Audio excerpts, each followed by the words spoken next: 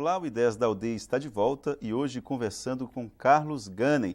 Ele é superintendente de articulação institucional da FINEP, que é uma financiadora de estudos e projetos. Eu gostaria de começar esse segundo bloco com o pensamento no primeiro, que é aquela relação entre as empresas, o governo e o trabalho da FINEP. Eu gostaria de saber se não existe no governo federal alguma iniciativa que dê ao empresário alguma espécie de renúncia fiscal caso haja um investimento por parte da empresa em educação dos próprios funcionários. Será que, e de que forma que a FINEP pode estimular esse tipo de ação do poder público? A primeira questão é que esse foi um tema que nós tratamos tempos atrás. No Brasil, se costuma jogar fora as ideias boas que deram certo apenas porque elas representavam bandeiras de um governo, deixando de lado projetos de Estado, projetos de nação. Eu acho que qualquer natureza de investimento feita sobre a massa de trabalhadores da organização que os emprega, de qualquer porte, deveria gerar um benefício fiscal correspondente. Isso é meu ponto de vista pessoal como cidadão. Nós temos benefícios aderentes à lei da cultura, à lei do esporte. Por que não pensar em ciência, tecnologia e inovação? O esforço que o Brasil fez nos últimos 40 anos com recursos do Fundo Nacional do Desenvolvimento Científico e Tecnológico, FNDCT, o mais importante fundo constituído para dar sequência a projetos de ciência, tecnologia e inovação no nosso país. Os investimentos que realizamos permitiram ao país se livrar de um conjunto de dependências inacreditáveis, em que os grandes favorecidos, depois dos institutos e dos centros tecnológicos e dos laboratórios de pesquisa aonde foram concebidos nas universidades, acabaram sendo as empresas que levaram esses feitos ao mercado e, em seguida, a sociedade civil como um todo. Do ponto de vista de exemplos, você poderia ter: o Brasil cansou de importar implementos agrícolas. O Brasil cansou de importar aditivos químicos para a nossa agricultura. O Brasil foi escravo de programas médicos e paramédicos, todo apoiado numa química importada e ditada pelos grandes laboratórios, abandonando um conjunto formidável de soluções disponíveis desde o tempo dos primeiros habitantes desse solo brasileiro na solução de problemas até endêmicos. A FINEP permitiu a construção do porco tipo carne. O porco que não tinha mais 50% de banha, 50% de carne, através de pesquisa da Embrapa. A FINEP criou o programa do novilho precoce, com prenhez em prazo recorde, sem ameaças de qualquer natureza e de doenças que pudessem vir também pela Embrapa. Também com a Embrapa. A FINEP pesquisou e resolveu problemas das galinhas avós. As galinhas do Brasil falavam inglês. Eram neozelandesas, eram inglesas. A FINEP pesquisou e resolveu o AZT nacional, a vacina de leishmaniose, o plástico biodegradável, o substituto da pele humana. Pela USP, A FINEP criou espaço de inclusão social e inclusão digital nos múltiplos programas de capacitação digital brasileira. A FINEP é autora, entre outras coisas, com recursos do Plano Cruzado, que deu ao Brasil a primeira perspectiva de se imaginar um combate efetivo contra a inflação. É dela também a perspectiva de apoio aos programas que geraram, entre outras coisas, os núcleos de pesquisa mais avançados do Brasil. Mas a FINEP financiou o avião Tucano da Embraer. Do lado da empresa, a FINEP é responsável pela mudança de paradigmas de um conjunto de empresas que, situadas não importa onde, de diferentes portes, de diferentes tamanhos, com diferentes crenças, mas baseado no conceito de que era importantíssimo manter um núcleo de pesquisa e desenvolvimento ativo dentro dela, ela criou mecanismos próprios para incentivar o recurso que ela estaria cobrando do empresário para desenvolver uma nova área de pesquisa e desenvolvimento dentro da empresa. Senhor Carlos, o senhor acredita que as pessoas que pensam a ciência no país, seja na iniciativa privada, seja no governo, o senhor acredita que essa descentralização da produção científica, ela é um movimento que não tem freio? Ainda estamos muito centralizados com pesquisas no centro-sul do país.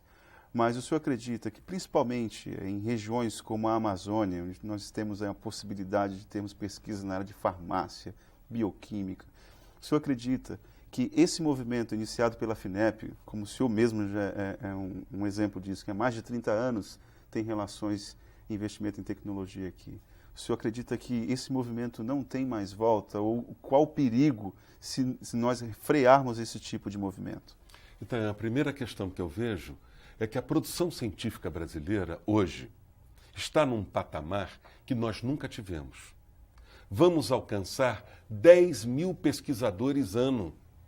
10 mil doutores ano é uma população de uma cidade de grande porte. Mas a quantidade, nesse caso, não... A quantidade, nesse caso, é determinante para a produção dos critérios utilizados no meu próprio Ministério, que é o da Ciência e Tecnologia, da publicação do artigo científico em revista de reconhecido talento internacional. Dizer que a produção científica hoje é pequena é desconhecer os números que ela alcança. Ela já representa quase 2% da produção de artigos científicos em publicações de primeiríssimo nível no mundo.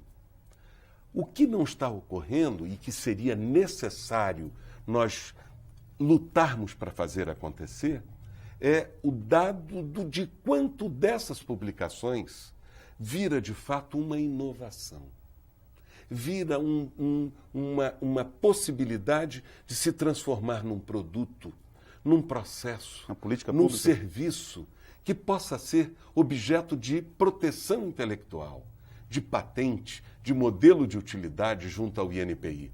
Enquanto os nossos artigos científicos não param de crescer, as nossas patentes requeridas nos Estados Unidos não crescem no mesmo nível.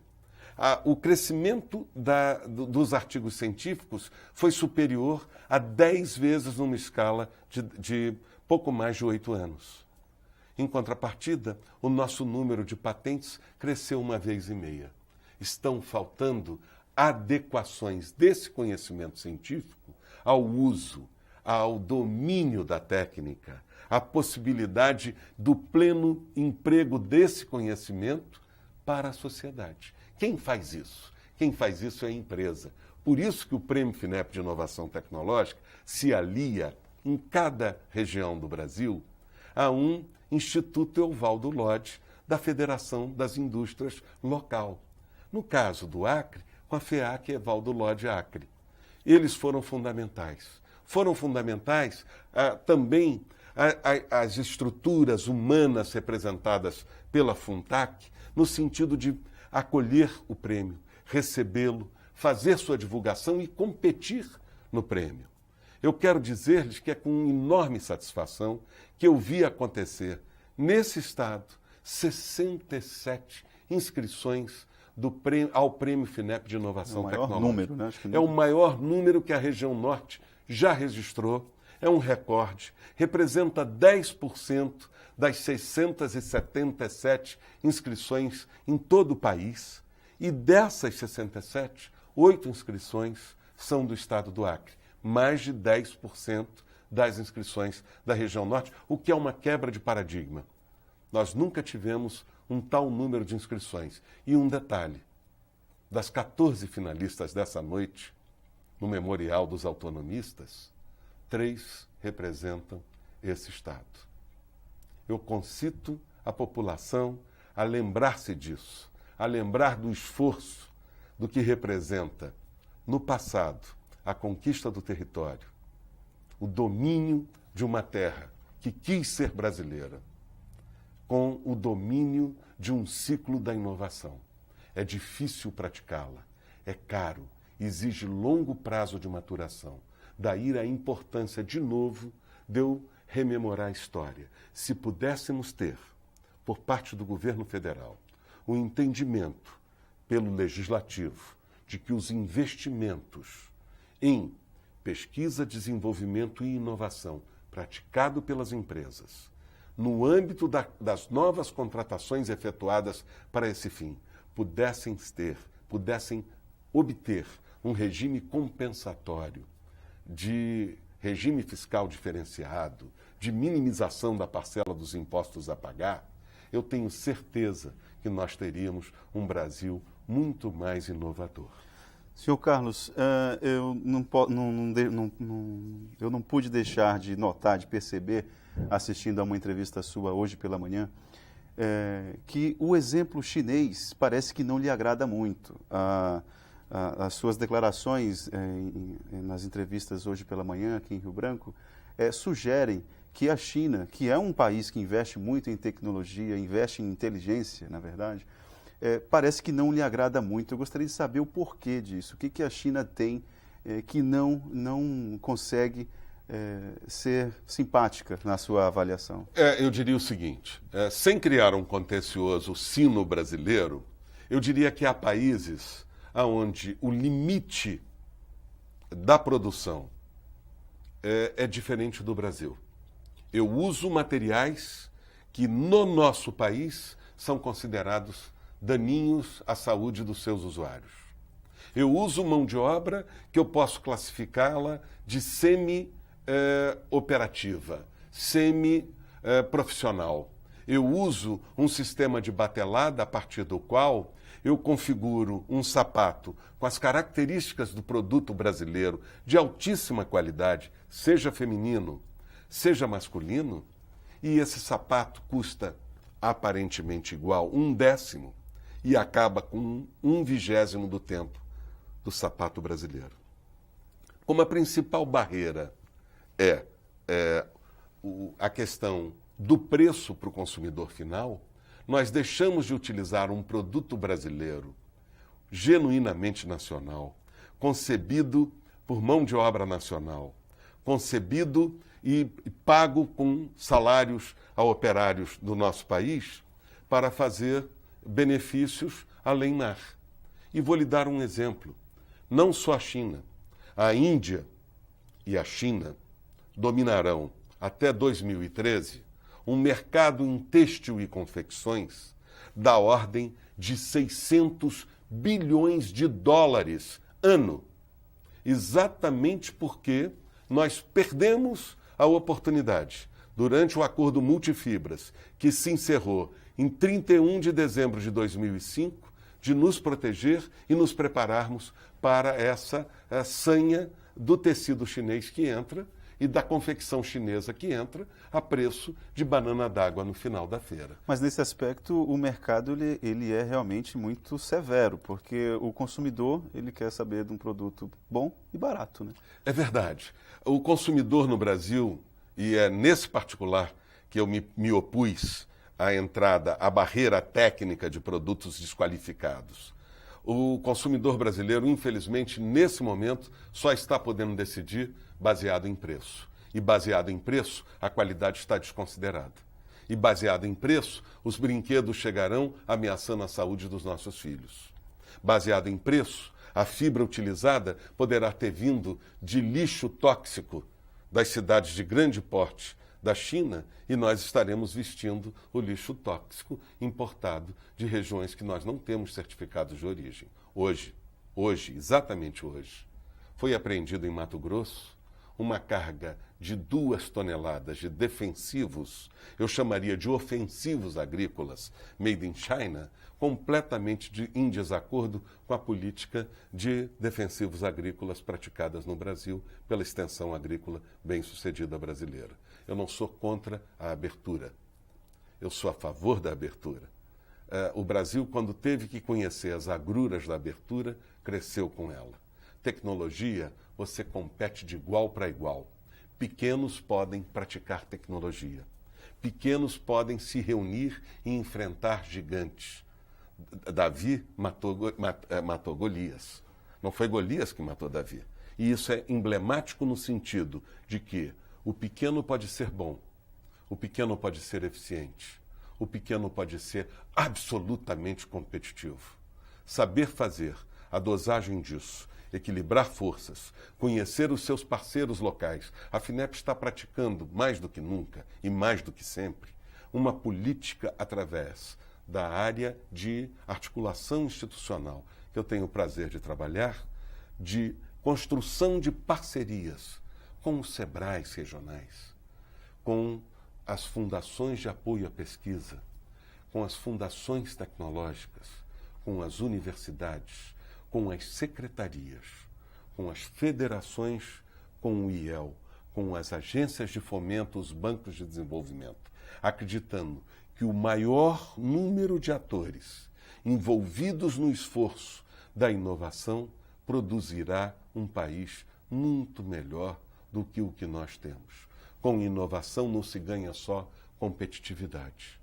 Com inovação se garante a inclusão cidadã e a característica principal que vai determinar o sucesso de uma nação. Eu quero terminar essa conversa com uma frase que eu ouvi da boca do governador Jorge Viana, emblemática para mim, que milito no prêmio há muitos anos. Ao lançar o prêmio no primeiro quadrimestre de 2006, no Acre, ouvi da boca do governador uma frase: se não fosse a financiadora de estudos e projetos, jamais teria conseguido ser o governador do estado do Acre, porque foi a partir de um projeto de pesquisas concebido pela FINEP, a instituição na qual eu me afiliara para trabalhar, que eu comecei a trabalhar e a receber o meu primeiro salário. Eu fico, de alguma maneira, mexido com a frase, por ser técnico de uma instituição, por estar superintendente numa instituição que proporcionou um caso inequívoco de sucesso. Quem trabalhou com pesquisas, quem se dedicou a esse mistério, pôde finalmente chegar e ter a sensação de um dever cumprido. Esse é um exemplo que eu sugiro. Jovem acriano, siga, pode dar certo. Senhor Carlos, eu gostaria de agradecer muito a sua presença aqui no Ideias da Aldeia. Foi uma conversa prazerosa, poderíamos ficar aqui falando muito mais sobre ciência e tecnologia. Aliás, eu fiquei surpreso porque eu não sabia que falar sobre ciência e tecnologia era assim realmente tão prazeroso. Obrigado pela sua presença aqui no Ideias da Aldeia. Eu que agradeço. Boa noite a todos. E, aliás, poderíamos terminar esse programa, o senhor divulgando novamente o site para as pessoas que quiserem acessar e ter mais informações sobre a FINEP. Com o maior prazer. Não deixem de consultar por meio eletrônico o www.finep.gov.br. Eu tenho certeza que, se vocês tiverem alguma dificuldade em fazê-lo, poderão acessar também o serviço de atendimento ao cliente que está subordinado à minha área, e eu vou ter muito prazer de ouvir consultas do Acre. O Acre, tão longe fisicamente e tão próximo do nosso coração. Um abraço a todos. Obrigado mais uma vez. Bom, e esse foi o Ideias da Aldeia de hoje. A você que nos acompanhou em uma das 22 cidades do Acre, obrigado pela sua atenção. Contamos com ela no próximo encontro. Até lá.